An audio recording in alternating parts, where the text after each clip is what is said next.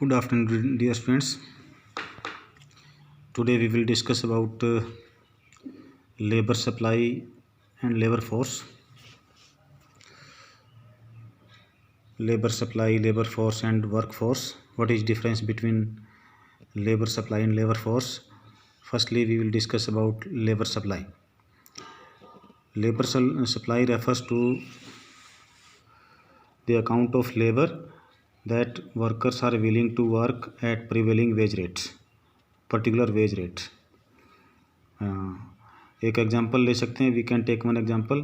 Suppose a worker is willing to work 10 hours a day, or we can say a worker can work 10 hours in a day, but actually he willing to work only 6 hours at prevailing wage rates. तो यहाँ पर जो labour supply है वो कितनी है? 6 hours. तो यहाँ पर जो है हम कह सकते हैं कि जो लेबर सप्लाई जो एक्चुअली वेज रेट पे, जो प्रिवेलिंग वेज रेट पे जितने आवर्स वो सर्विसेज प्रोवाइड करने के लिए तैयार है उसको लेबर सप्लाई करेंगे. ठीक है. तो अब आगे बात का क्या आती है कि what is difference between labour supply and labour force. Firstly you have to define the labour force. Labour force is number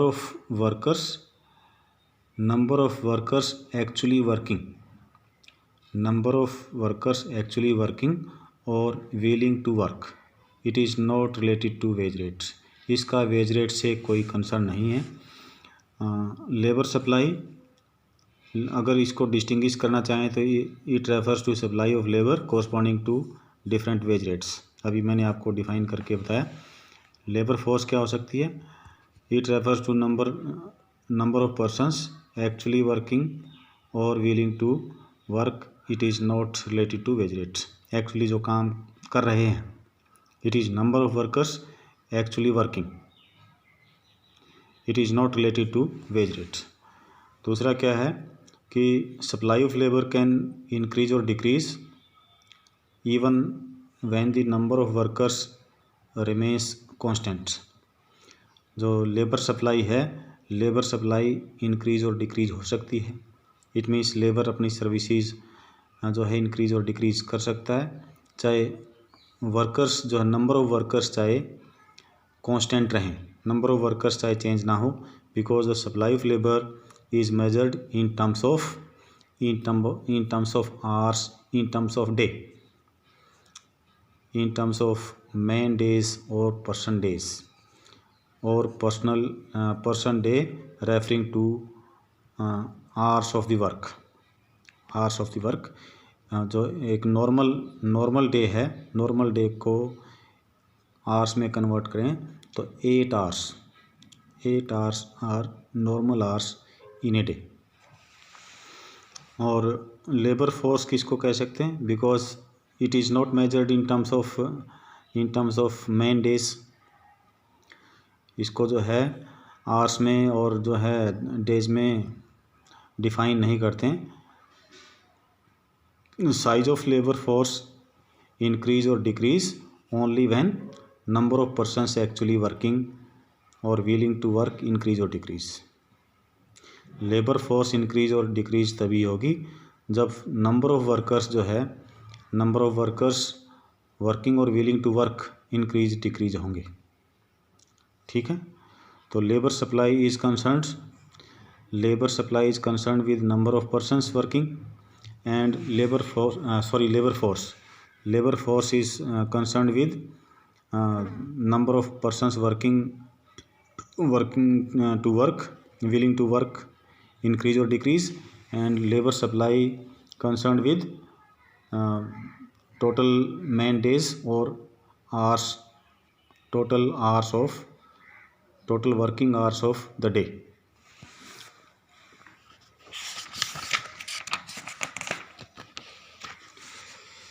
अब वर्क फोर्स की टर्न आती है कि वर्क फोर्स किसको कहेंगे, कि work force refers to the number of persons actually working.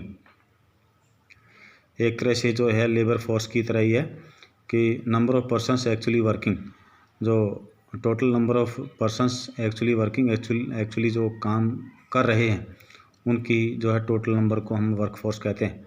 Does not actually account for those who are willing to work but not working.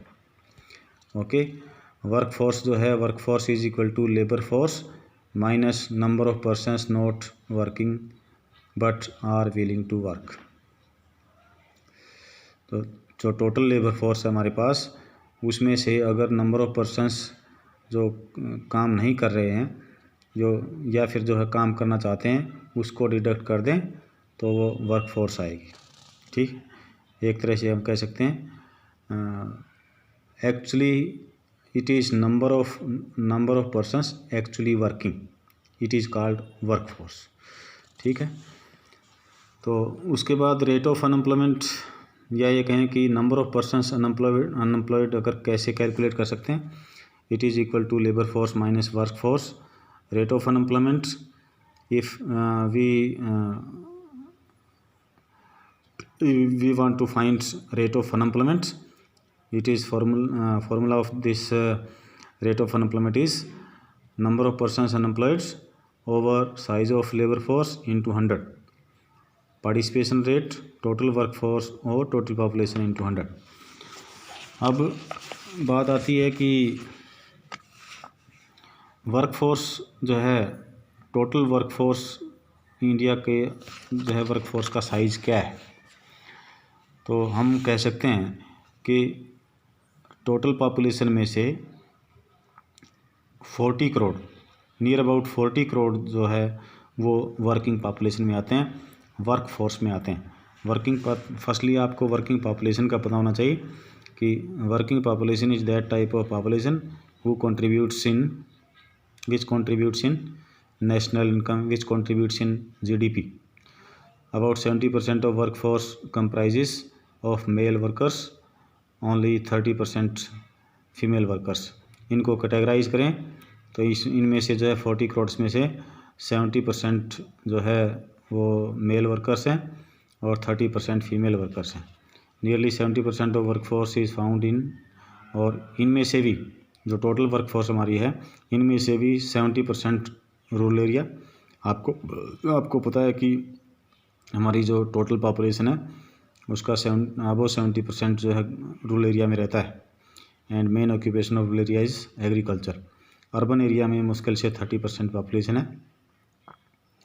Female workforce in rural area is nearly 30%। जो female workers हैं, female workforce है rural area में, वो 30% है, while it is only 20% in urban area, जबकि urban area में 20% है। Why the bulk of our work force is rural based. तो क्वेश्चन क्या क्रिएट होता है कि हमारी जो टोटल वर्क फोर्स है वो रूरल बेस्ड क्यों है। Why is percentage of female workers low and lower still in urban area, कि हमारी जो फीमेल वर्कर्स हैं उनकी जो है परसेंटेज लो क्यों है अर्बन एरिया के अंदर। तो फर्स्ट क्वेश्चन है कि why the bulk of our work force is rural based. तो आप देख रहे हैं कि this is simply because bulk of the jobs are in rural area, कि हमारी जो रूरल पॉपुलेशन है, या ये कहें कि जो जॉब्स की अपॉर्चुनिटीज़ हैं, ज़्यादातर जॉब्स की अपॉर्चुनिटीज़ हमारी जो है रूरल एरिया के अंदर है। और हमारे देश का जो मेन ऑक्यूपेशन है, मेजर ऑक्यूपेशन है, वो एग्रीकल्चर है, और रूरल एरिया का जो मेन ऑक्यूपेशन है एग्रीकल्चर है, और एग्रीकल्चर सबसे ज़्यादा एम्प्लॉयमेंट कंट्रीब्यूट करता है। Does it mean bulk of our GDP, और GDP में भी जो है रूरल इकोनॉमी का, हमारा रूरल इकोनॉमी का या एग्रीकल्चर का कंट्रीब्यूशन ज़्यादा है। Paradoxically not implying that more people are engaged in farming and allied activities. जो हमारे रूरल एरिया के लोग हैं ज़्यादातर एग्रीकल्चर से कंसर्न है, फार्मिंग से कंसर्न है, या फिर जो है एग्रो बेस्ड एक्टिविटीज़ से, अलाइड एक्टिविटीज़ से कंसर्न है, उनका जीडीपी में कंट्रीब्यूशन है। This means low productivity of workers in rural area, कि रूरल एरिया की जो अगर जीडीपी लो है तो जीडीपी लो का मतलब क्या है कि हमारे जो रूरल वर्कर्स हैं, रूरल एरिया के वर्कर्स हैं, उनकी प्रोडक्टिविटी लो है।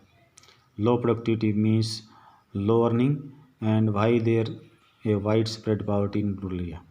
इसलिए जो है लो प्रोडक्टिविटी का मतलब low productivity means low earnings and low earning means spread of poverty in rural area.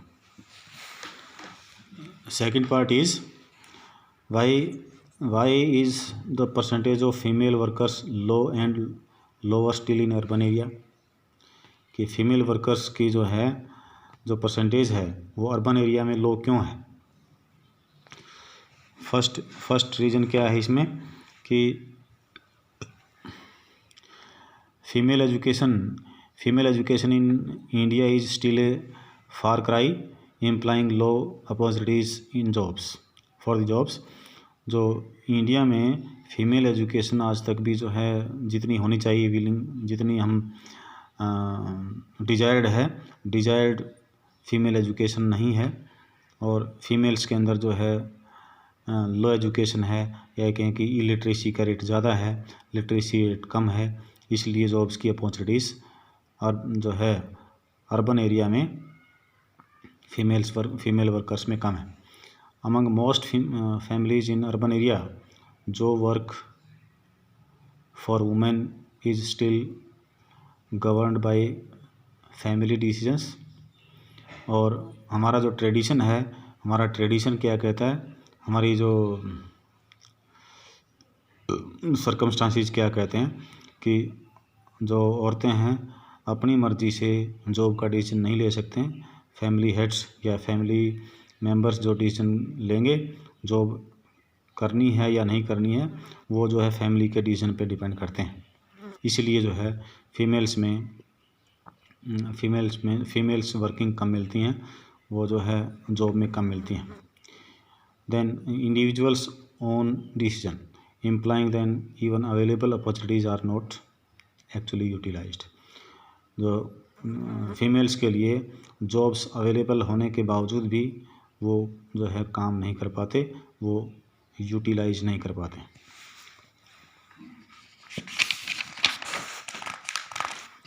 One more point, higher employment among women is in rural area is owing to widespread rural poverty. Female workers in rural areas are largely engaged in low paid and less productive jobs. जो ladies हैं या women हैं वो जो है ज़्यादातर उस area के अंदर, उन एक्टिविटीज़ के अंदर इन्वॉल्व मिलेंगी जहाँ पर सैलरी काफ़ी ज़्यादा लो रहती है। Just to add to their family income, वो जो है अपने फैमिली इनकम में थोड़ा बहुत कंट्रीब्यूट कर पाती हैं। Many of them are given wages in terms of grains. उनमें से बहुत सी ऐसी औरतें हैं जिनको जो है मजदूरी कैश में ना मिलके ग्रेन्स की फॉर्म में, फूड ग्रेन्स की फॉर्म में मिलती है।